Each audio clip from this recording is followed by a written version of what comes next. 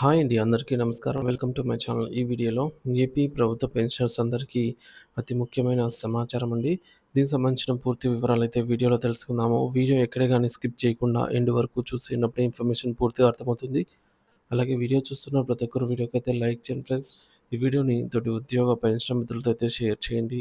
కొత్తగా మన ఛానల్‌ని చూస్తున్న వారు ఇంకా ఎవరైనా సబ్స్క్రైబ్ చేసుకోకుంటే వెంటనే మన ఛానల్‌ని సబ్స్క్రైబ్ చేసుకోండి. దీని ద్వారా నేను చేసే లేటెస్ట్ వీడియోస్ అన్నీ మీ వరకు రీచ్ అవుతాయి. ఇక ఆలస్యం చేయకుండా వివరాల్లోకైతే వెళ్ళిపోదాము. ఫ్రెండ్స్ ఇక విషయానికొచ్చినట్లయితే రాష్ట్ర ప్రభుత్వ ఉద్యోగుల పెన్షన్ కమ్యుటేషన్ రికవరీ వ్యవధిని తిరిగి 180 నెలలకు అనగా 15 సంవత్సరాలు పునరుద్ధరిస్తూ ఆంధ్రప్రదేశ్ హైకోర్టు ప్రభుత్వం ఆంధ్రప్రదేశ్ ప్రభుత్వం కీలక నిర్ణయం తీసుకుంది. ఈ మేరకు హైకోర్టు డివిజన్ బెంచ్ ఇచ్చిన తీర్పుకు అనుగుణంగా రాష్ట్ర ఆర్థిక శాఖ ఉత్తర్వులు జారీ చేసింది. గతంలో నిలిచిపోయిన రికవరీ బకాయిలను కూడా వసూలు చేయాలని ఆదేశించడంతో పెన్షనర్ల నెలవారీ పెన్షన్‌పై ఇది తీవ్ర ప్రభావం అయితే చూపనుంది. ఆంధ్రప్రదేశ్ సివిల్ పెన్షన్ రూల్స్ 1944 ప్రకారంగా పదవీ విరమణ సమయంలో పెన్షన్‌లో కొంత భాగాన్ని ఏకమొత్తంగా కమ్యుటేషన్ తీసుకున్న ఉద్యోగుల నుంచి ఆ మొత్తాన్ని 15 సంవత్సరాల పాటు అంటే 180 నెలల వారీగా నెలవారీ పద్ధతిలో వారి పెన్షన్ నుంచి ప్రభుత్వం రికవరీ చేస్తుంది.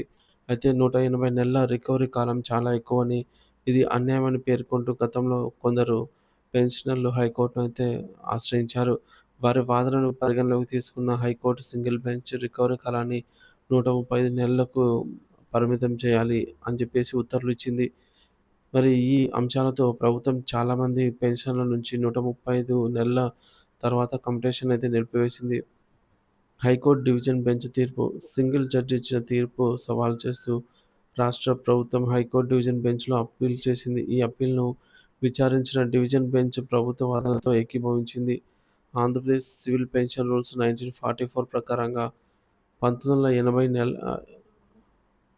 1944 ప్రకారంగా 180 నెలల పాటుగా రికవరీ చేసేందుకు ప్రభుత్వానికి పూర్తి అధికారం ఉందని స్పష్టం చేస్తూ తుది ఉత్తర్వులను వెలువరించింది.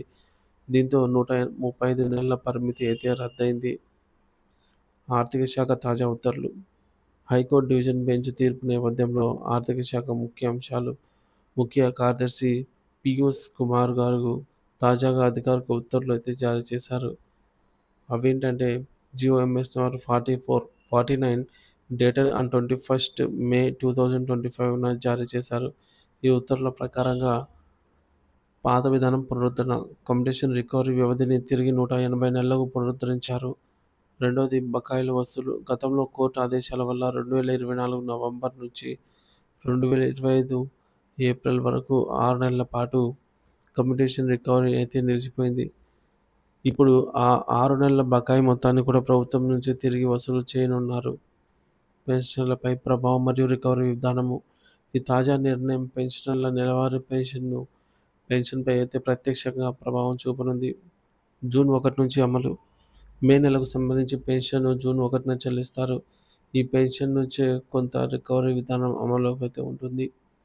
బకాయిల రికవరీ పెండింగ్‌లో ఉన్నటువంటి 6 నెలల బకాయి మొత్తాన్ని ఒకేసారి కాకుండా పెన్షనర్లకు భారం తగ్గించేందుకు 12 నెలవారీ వాయిదాలలో ఈఎంఐస్‌లో రికవరీ చేయాలని ఆర్థిక శాఖ అయితే నిర్ణయం తీసుకుంది.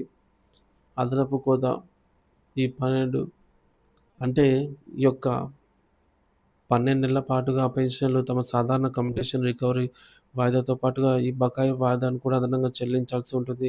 దీనివల్ల వారి చేతికి అందే నెలవారీ పెన్షన్ మొత్తం అనేది తాత్కాలికంగా మరింతగా తగ్గుతుంది.